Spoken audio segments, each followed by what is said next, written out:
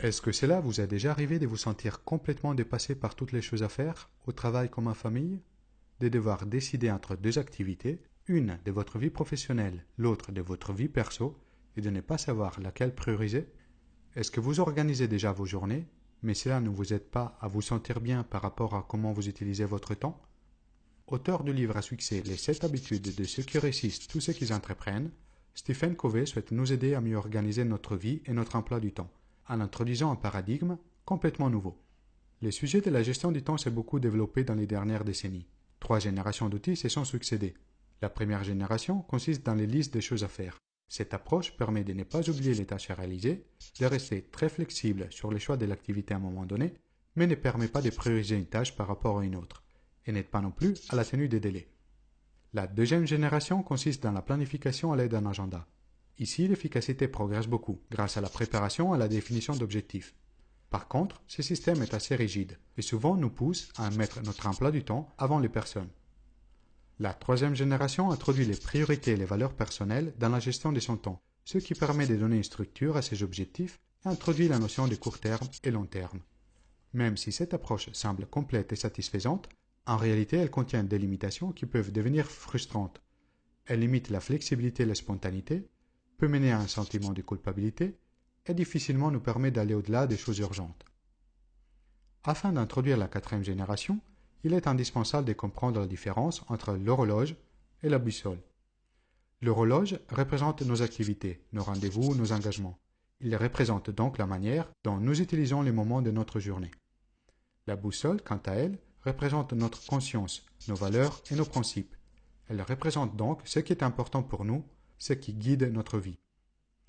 Dans l'organisation de notre temps, nous utilisons souvent l'horloge, ce qui nous permet d'être très efficaces et d'aller plus vite.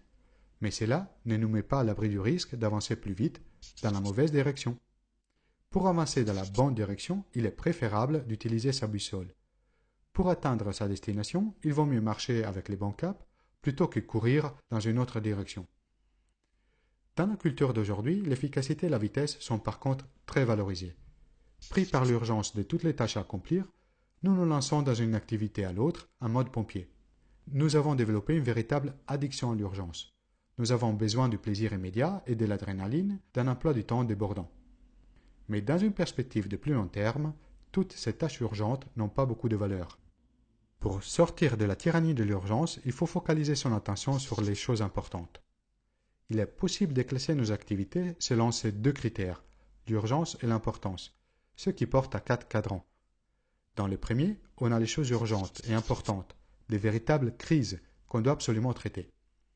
Dans le deuxième, on trouve les choses importantes et non urgentes, comme la planification et la préparation, ou les soins des relations. Dans le troisième, on a des activités urgentes mais non importantes, comme par exemple répondre à certains mails ou participer à certaines réunions.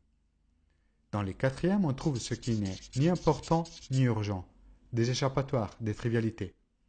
Pilotés par l'urgence, nous passons une énorme partie de notre journée sur des activités du premier et du troisième cadran.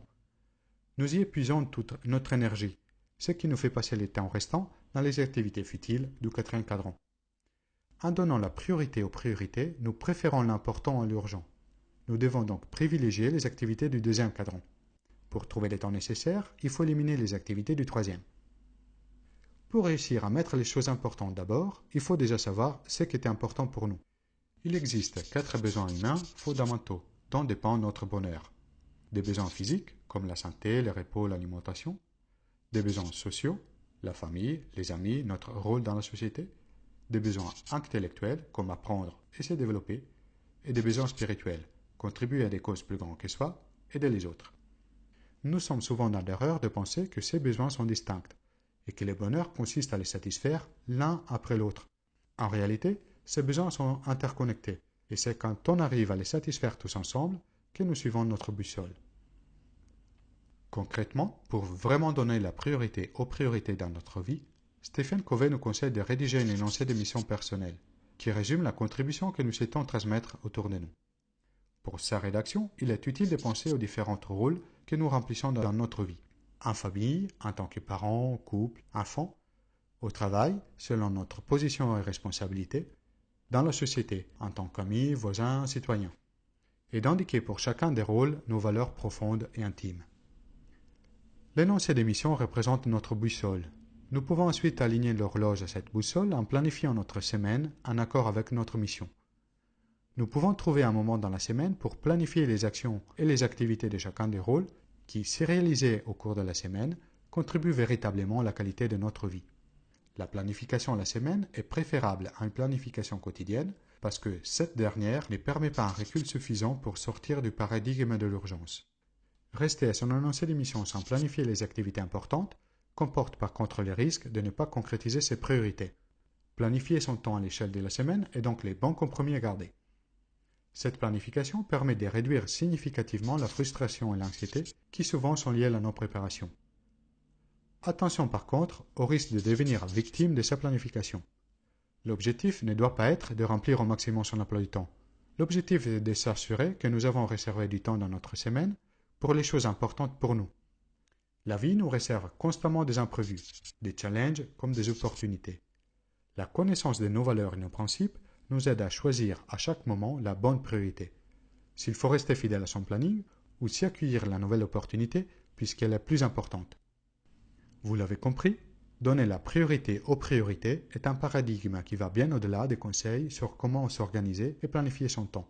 Il se focalise sur les choses qui apportent vraiment une différence dans la qualité de votre vie et vous permet de réserver du temps dans la semaine pour vos vraies priorités. Et vous, c'est quoi vos priorités ?